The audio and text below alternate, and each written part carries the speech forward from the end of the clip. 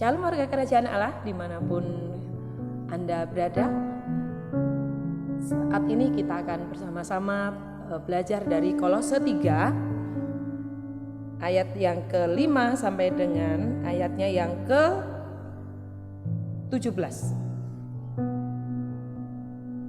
Kita semua, saya percaya kita semua suka mendengar kata-kata baru.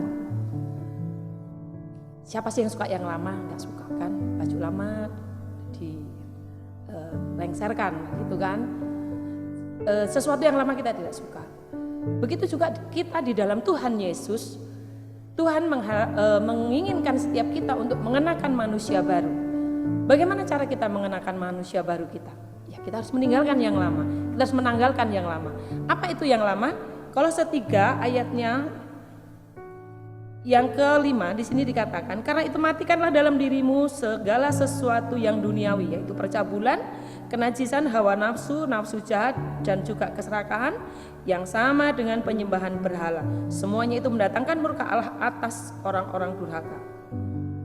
Itu yang lama, itu harus ditinggalkan. Bagaimana cara kita mengenakan manusia baru? Di ayatnya yang Kolose 3 ayat yang ke-10 di sini dikatakan, dan telah mengenakan manusia baru yang terus-menerus diperbaharui untuk memperoleh pengetahuan yang benar menurut gambar kaliknya.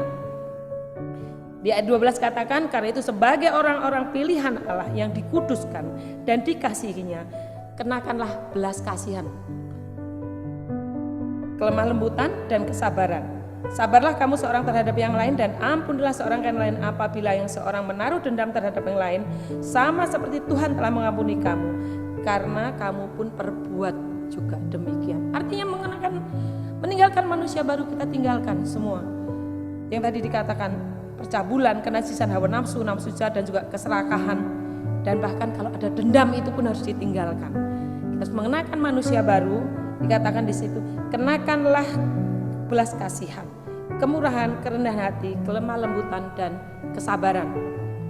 Bagaimana supaya kita tetap terus-menerus mengenakan manusia baru, mengenakan kelemah lembutan, belas kasihan, dan kesabaran?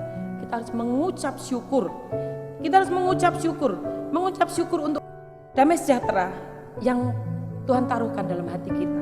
Di ayat ke-15 di sana dikatakan bahwa bersyukur untuk damai sejahtera yang memerintah dalam hati kita. Karena dengan bersyukur di sana dikatakan, hendaklah damai sejahtera Kristus memerintah dalam hatimu, karena untuk itulah kamu telah dipanggil menjadi satu tubuh, dan bersyukurlah. Dan bersyukur yang selanjutnya di ayat ke-16 katakan, bersyukur kepada Allah, mengucap syukur kepada Allah di dalam hatimu. Untuk apa? Karena perkataan Kristus, firman itu tinggal mentap dalam hati kita. Karena kita harus bersyukur. Karena dengan perkataan Allah, dengan firman yang tinggal dan tetap dalam hati kita itu, kita bisa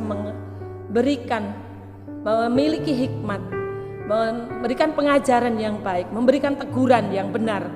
Karena kalau dikatakan tadi di awal bahwa kenakanlah belas kasihan, kelemah lembutan. Kalau memang kita harus menegur, kita akan menegurnya dengan kasih.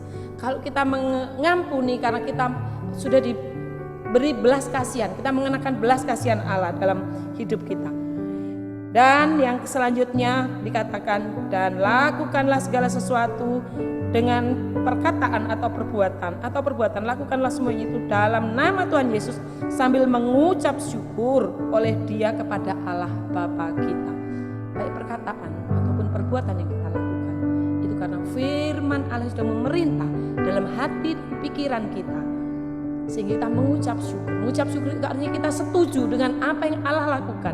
Kita mengucap syukur, kita setuju dengan firman yang kita hidupi dalam hati kita, karena kita tahu bahwa itulah yang menyenangkan hati Tuhan.